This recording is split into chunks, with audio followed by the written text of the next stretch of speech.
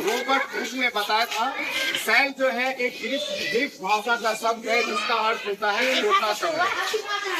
तो सेल की डेफिनेशन क्या है कि cell is the structural and functional unit of all living organism, यानी जितनी भी जीवित प्राणी है सभी के सूक्ष्मतम सबसे छोटी क्रियात्मक इकाई यानी संरचनात्मक और क्रियात्मक इकाई जो है हम उसे सेल कहते हैं।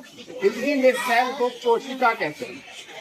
तो कोशिका क्या है कि कोशिका से मिलकर टिश्यू का निर्माण होता है और टिश्यू से मिलकर ऑर्गन का निर्माण होता है और ऑर्गन से पूरा एक सिस्टम तैयार होता है। जैसे अगर एनिमल सेल की बात करें हम मनुष्य की, तो हमारे शरीर के अंदर 4 तरीके के सेल होते हैं। पहला होता है मस्कुलर टिश्यू, उसके बाद दूसरा होता है कनेक्टिव टिश्यू जिसे आप ब्लड चेक कर सकते हैं। जैसे हमने ये ब्लड का एक सैंपल लिया है और स्लाइड बनाया। तो पहला मस्कुलर टिश्यू, उसके बाद कनेक्टिव टिश्यू, तीसरा होता है एपिथेलियल टिश्यू और जो हमारा चौथा होता है वो होता है नर्वस टिश्यू। इसी तरह से पौधे की अगर हम बात करें तो पौधे के अंदर भी टिश्यू होते हैं। जो प्लांट है उसके अंदर 2 तरह की टिश्यू होती है, एक होती है मेरिस्मेटिक टिश्यू और दूसरी होती है परमानेंट टिश्यू। जो मेरिस्मेटिक टिश्यू होती है वो ग्रोथ वाले पोर्शन में पाई जाती है और जो परमानेंट टिश्यू होती है इसको भी पार्ट्स में डिवाइड किया गया है। परमानेंट टिश्यू जो है इसको 2 भाग में डिवाइड किया गया है। एक को बोलते हैं सिंपल परमानेंट टिश्यू और दूसरा होता है हमारा कॉम्प्लेक्स परमानेंट टिश्यू। 2 पार्ट्स होते हैं जिसे आप जाइलम और फ्लोएम कहते हैं।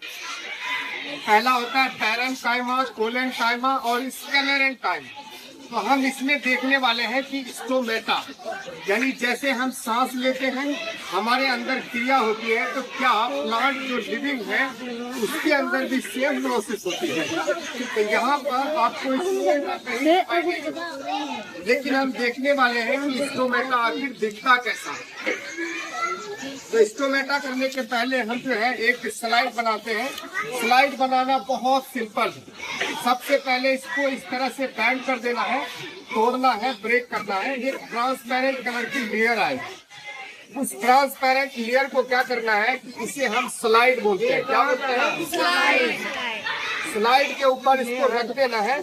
स्टेरिंग करने के लिए जो है ना हमारे पास बहुत सारे सॉल्यूशन होते हैं, जिसमें से हमने आयोडीन लिया है। आप ग्लिसरीन भी ले सकते हैं, मिथाइल ऑरेंज का भी इस्तेमाल कर सकते हैं। तो हमारे पास ग्लिसरीन है, तो हम क्या करते हैं कि यहाँ से ट्रांसपेरेंट लेयर लेने के बाद इसके ऊपर रख देते हैं और एक कवर स्लिप होता है जो रेक्टेंगुलर शेप, ये रेक्टेंगुलर शेप है, इसे हम बोलेंगे स्लाइड यानी एक माइक्रोस्कोपिक स्लाइड।